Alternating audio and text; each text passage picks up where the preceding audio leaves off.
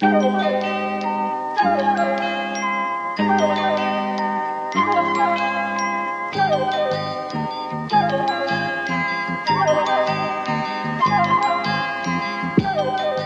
going to move on here to our third section, which is my ongoing fascination with rap mode. We're going rat mode for the second time this week. Dear rat so boy. compelling. How can we not?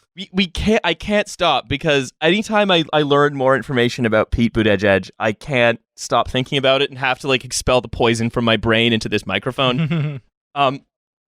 So there are two things. First thing, I find it fascinating that Mayor Pete's campaign, I think this happened a while ago, because Mayor Pete's campaign is all about making him seem normal, like a regular person who hasn't been honed from the age of like fetus to be a successful millennial president one day. This is a guy who has lived his entire life to fill out a later autobiography. And what I find so incredibly compelling is that he's unable to summon enough self-awareness to not submit the elements of his campaign for president that are focused around making him seem normal to an award for branding.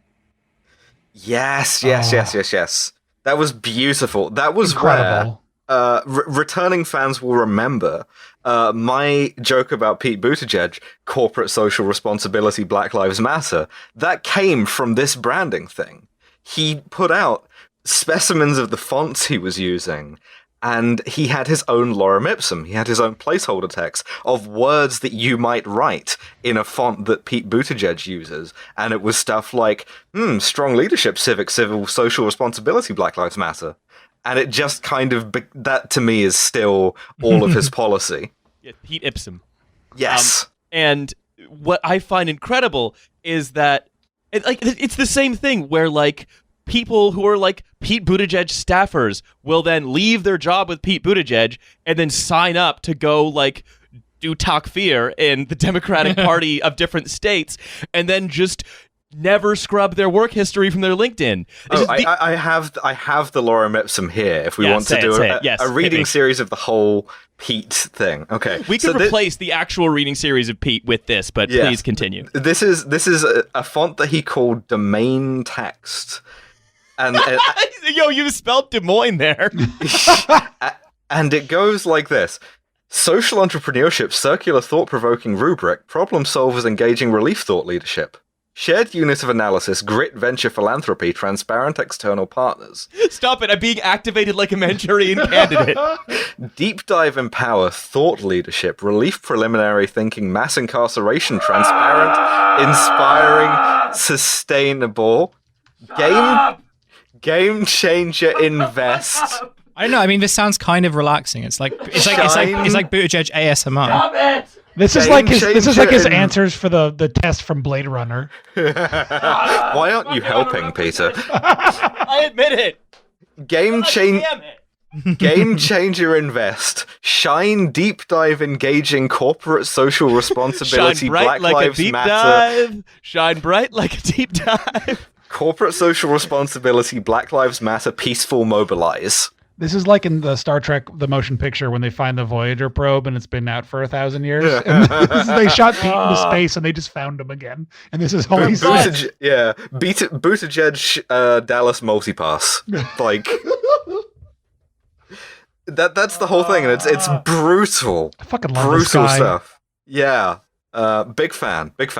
Oh yeah, I should mention that I'm on his comms team. Before I forgot to mention that before you guys had me on the show. Yeah, love your work on all of this. Yeah.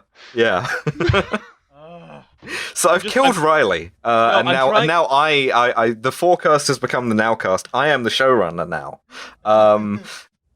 As our fearless leader is incapacitated. Here we go. This is you know what this reminded me of? It reminded me of a theoretical fable that was written in the Proto-Indo-European language that sort of is the ancestor of like English and Sanskrit and like almost every language that's like not I think he maybe even be Turkic as well. Most like of them. Finnish. Yeah. Yeah.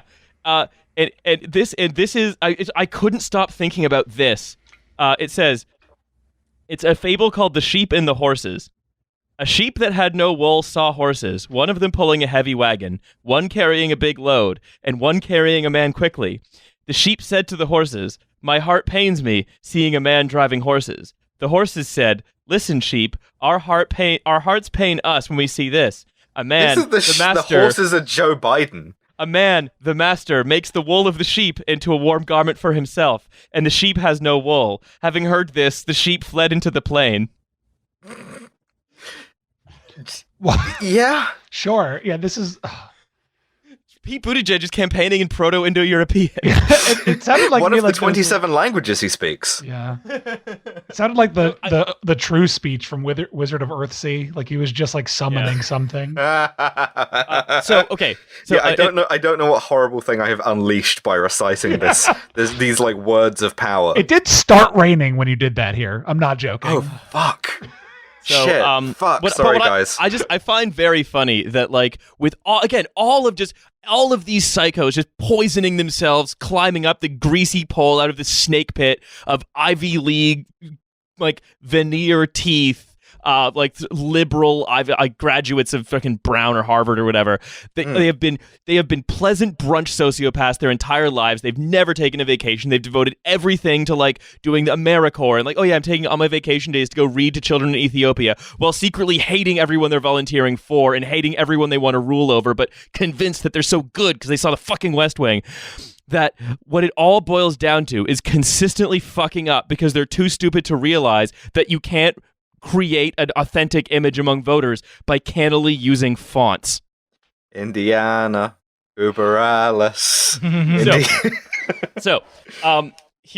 the actual policy, and the reason I want to talk about this policy, I promise we're not going to talk about Pete too much after this, is that That's a lie. We're going to keep talking about him. We're going to try to avoid going full rat mode. But it's that every British reactionary or like center-right politician, so like Rory Stewart and Wright, is obsessed with the idea of bringing back national service. It's something that is talked about in every single political cycle, and I was thrilled to see it on Pete's campaign pledges list. Centrist darling Emmanuel Macron tried to implement it because a teenager was rude to him.